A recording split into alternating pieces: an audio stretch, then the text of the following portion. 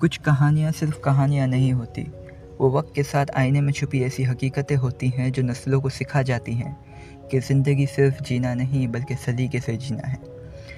یہ کہانی ایک خوبصورت گاؤں نورپور کی ہے، جہاں ایک بوڑھا کسان حاجی رحمت بخش رہتا تھا۔ اس کا ایک بیٹا جس کا نام جمیل تھا۔ رحمت بخش نے پوری زندگی محنت کی، زمین کا اچھے سے خیال رکھتا رہا۔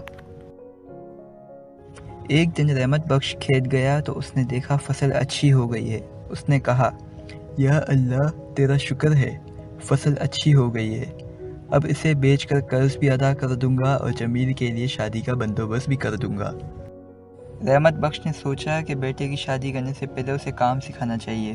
وہ جمیل سے بات کرنے اپنے گھر گیا۔ بیٹا جمیل، تھوڑا سا وقت اپنے باپ کو بھی دے دیا کر، زمین کا کام سیکھ لے۔ جمیل کہتا ہے، ابو یہ پرانے زمانے کی باتیں ہیں، میں شہر جا کر نوکری کروں گا، زمین بیچ کر پیسہ آ جائے تو آسانی ہو جائے گی۔ جمیل کا یہ فیصلہ سن کر رحمت بخش پریشان ہو گیا۔ وہ اپنے قریبی دوست بشیر سے بات کرنے گیا۔ وہ کہتا ہے، بشیر، میرے بیٹے کو زمین کی قدر نہیں، میں نے تو سوچا تھا اسے سونپ دوں گا، لیکن وہ کہتا ہے زمین بیچ کر کچھ پیسے دے دیں، میں شہر جا کر نوکری کروں گا۔ بشیر کہتا ہے، رحمت بخش، زمین بیچنے سے پہلے سوچ سمجھ کر فیصلہ کرنا، یہ تیری ساری زندگی کی محنت ہے۔ کافی دیر سوچنے کے بعد رحمت بخش نے فیصلہ کیا کہ وہ اپنی زمین اور گھر کی وصیت لکھوا کر گاؤں کے نمبردار کے پاس رکھوا دے گا تاکہ اس کی موت کے بعد انصاف ہو سکے۔ کچھ مہینوں بعد رحمت بخش شدید بیمار ہو گیا اور بستر پر آ گیا۔ وہ کافی پریشان تھا۔ اس کے بیٹے نے کہا، ابو فکر نہ کریں، میں سب سنبھال لوں گا، آپ آرام کریں۔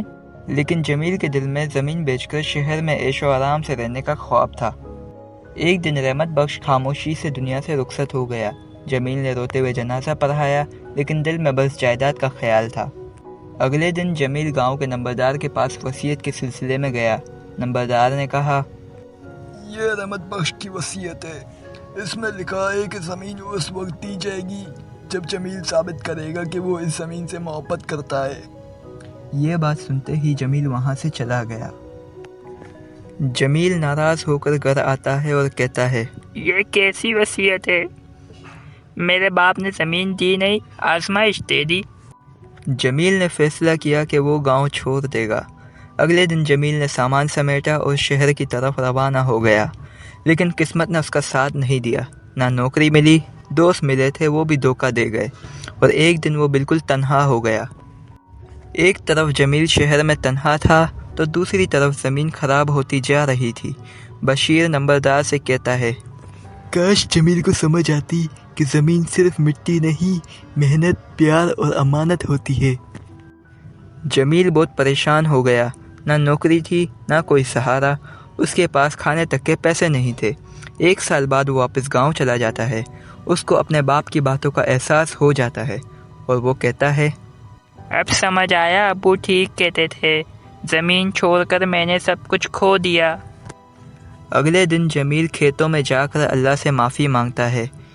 یا اللہ مجھے معاف کر دے، میں واپس آیا ہوں اپنی زمین کو سنوارنے۔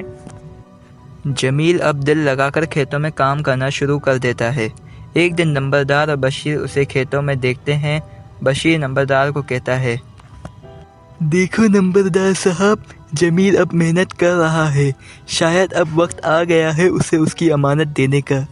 اگلے دن نمبردار صاحب جمیل کے گھر جاتا ہے اور کہتا ہے، جمیل، تم نے ثابت کر دیا کہ تم زمین کے قابل ہو، تمہارے والد کی خواہش اب پوری ہوئی۔